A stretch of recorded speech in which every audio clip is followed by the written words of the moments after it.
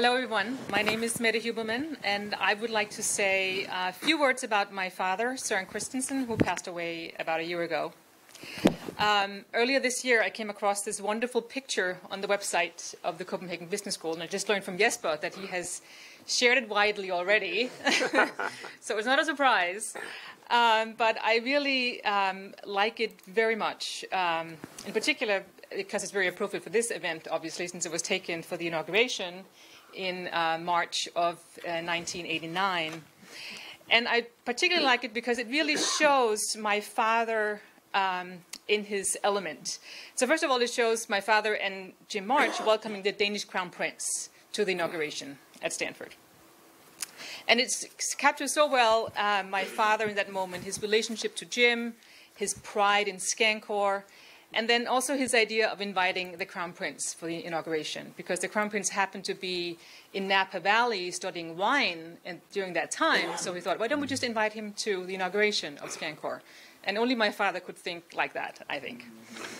I wanted to also talk a little about his relationship to Jim, because his collaboration and relationship to Jim started about 50 years ago when he first visited Jim at UC Irvine. And Jim became a very important mentor in my father's life, both professionally and personally, like Jim has been to so many other people, including myself. And together, Jim and my father led Scancor for the first 10 years as director and board chair. And as Christian Kreiner has pointed out in my father's very nicely written obituary, he said in that obituary, Scancor had, as all successes do, many fathers, but it would never have happened without Søren's unique and bold project management style. And I think that's very true, that my father really had a way of doing project management that was quite unique. So I think that Scancor was one of my father's proudest accomplishments. And he loved to visit not only Stanford, but also Palo Alto, Half Moon Bay, San Francisco. And his enthusiasm was so contagious that he convinced me to come to Stanford for a year in 1990. But what he did not count on was that I ended up meeting my husband, Bernardo Huberman, who's sitting in the back,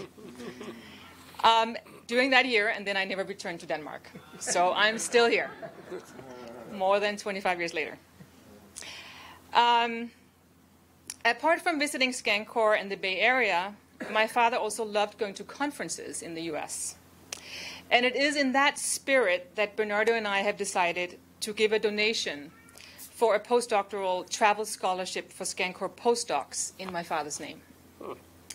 So we hope that through this gesture, my father's legacy and memory will live on just for a little bit, so that others might catch some of his enthusiasm for intellectual issues, for cross-cultural collaborations, as well as travel adventures.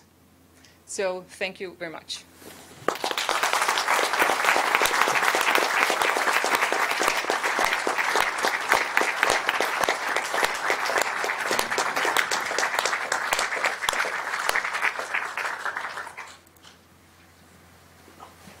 I've asked Maud to come up here because I don't want to hide behind the editorial.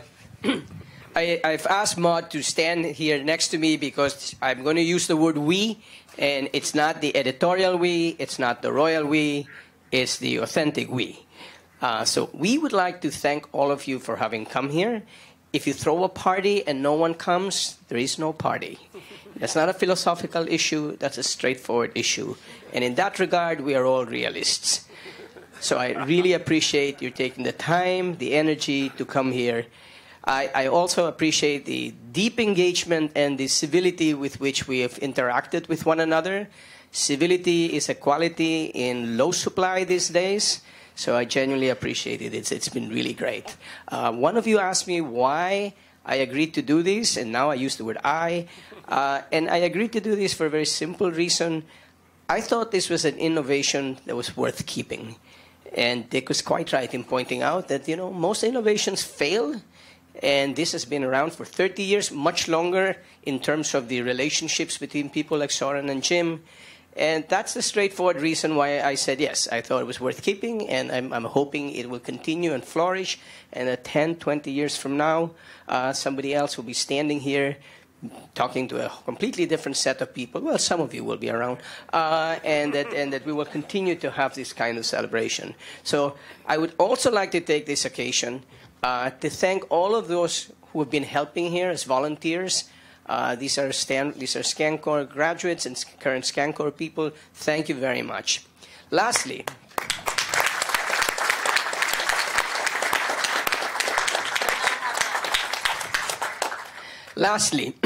those of you who know and love me, all two of you, and those of you who know that organizational skills are low in my capacity.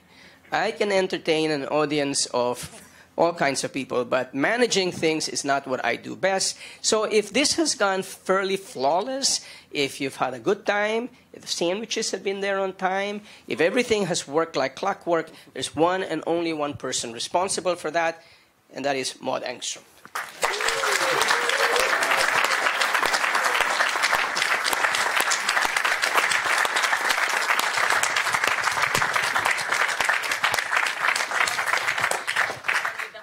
Thank you all so much.